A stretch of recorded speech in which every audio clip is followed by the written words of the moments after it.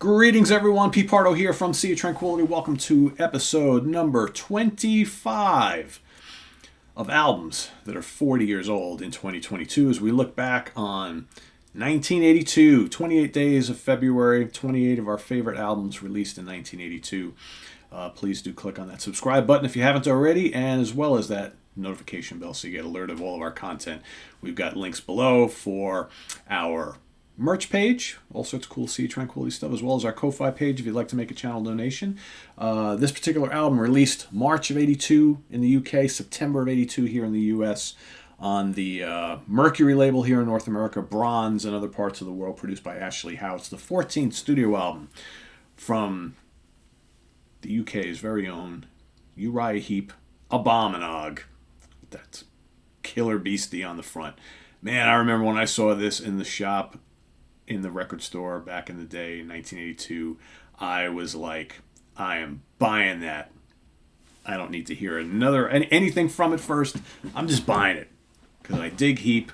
I had the live album at the time. I was just newly getting into Heep. I didn't get into Heep till probably like 1980 or 81. And I remember buying the Uriah Heep live album was the first thing I actually got from them. And I had that because, the live album from 73 was kind of like a greatest hits, live, so to speak. So I had that for a year or two. And then this came out. And I just bought this. And then I was like, whoa, this sounds a bit different. Sounds a bit different because back in the day, right, there was no internet. So unless you were reading, the Uriah Heep news as far as like, comings and goings and members and all that kind of stuff, unless you were reading every single rock magazine, which I read quite a few of them. But, in 1982, when this album came out, it's not like a lot of the magazines were talking about Uriah Heep, especially not here in the U.S., right? Unless you were reading like Kerrang, often you'd kind of, hear that Ken Hensley no longer in the band, right? And, John Lawton no longer in the band, David Byron no longer in the band. To me, I just was like, all right, that lineup that's on the live album is probably still the lineup. No. Not the case here. So here we've got a totally retooled band that Mick Box put together. Of course, Mick Box, founding member and guitar player. He brings in Peter Golby on lead vocals, formerly of Trapeze. Peter Golby would be the vocalist in the post-Glenn Hughes version of Trapeze alongside Mel Galley. You've got John Sinclair on keyboards. And then that rhythm section, all right? Lee Kerslake coming back to the band.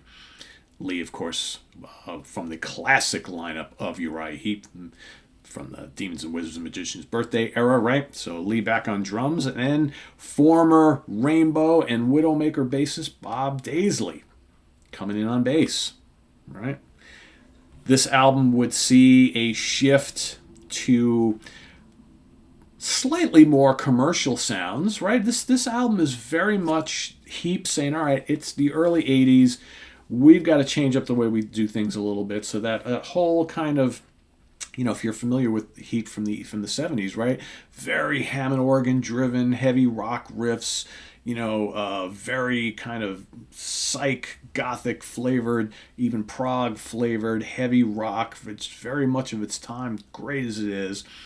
But in the 80s, you kind of got to do things a little bit differently, right? Most bands from the 70s who made it into the 80s were changing up their sound a little bit. Uriah Heep did the same thing. They were obviously, I think, motivated from what was going on with the new wave of British heavy metal. And, quite frankly, not that this album sounds anything like that, but, look at like Praying Mantis, right? Of course, who were part of that whole movement.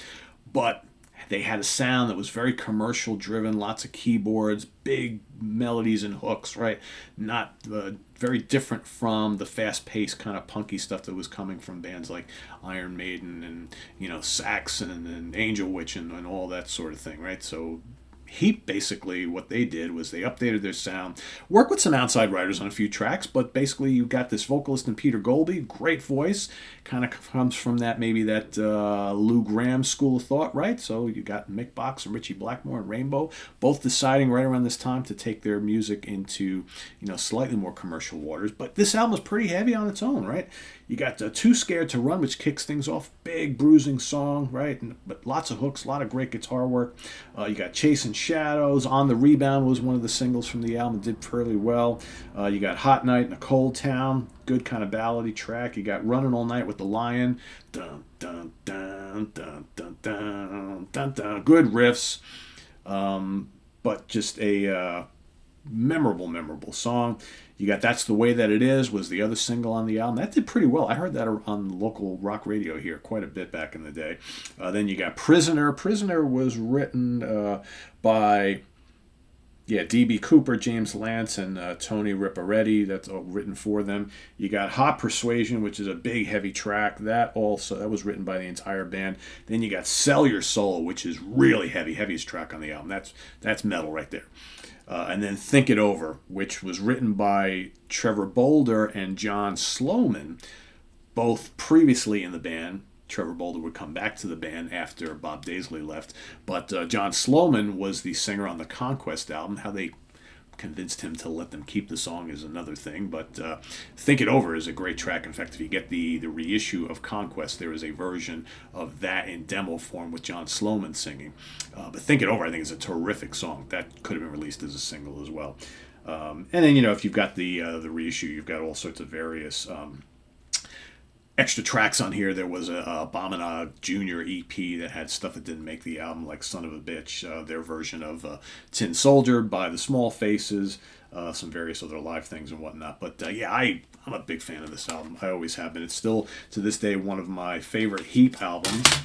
Alongside those 70s classics, there the guys are right there. And, it just sometimes...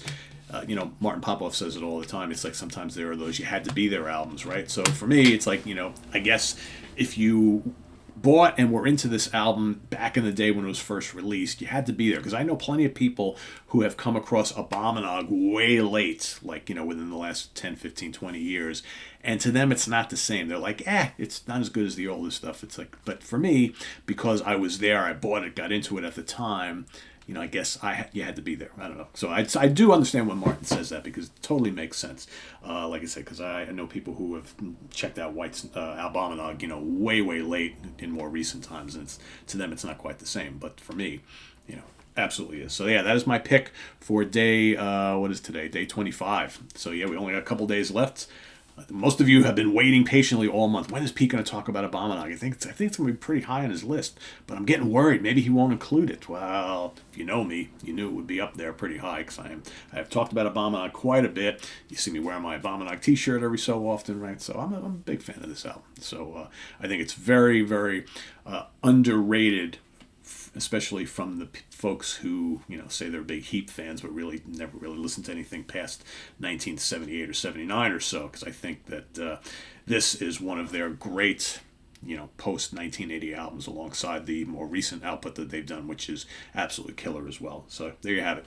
Abominog is my pick for today. Let us know what you think of Abominog in the comments below, but also give us your pick for day 25. We've only got Saturday, Sunday, and Monday coming up, and then we move into 1982 to celebrate 30 years of some great albums from 92. So thanks for watching, and make sure you visit us on the web at www.seatranquility.org. We're on Facebook, we're on Twitter, of course, we're here on YouTube all the damn time together, as always. I am Pete Pardo. We'll see you real soon. We've got Martin Popoff coming up with myself at the Funhouse. And then we've got album homework assignment and the UK connection coming up this weekend. So thanks for watching, everybody. We'll see you then, right? Take care. Bye-bye.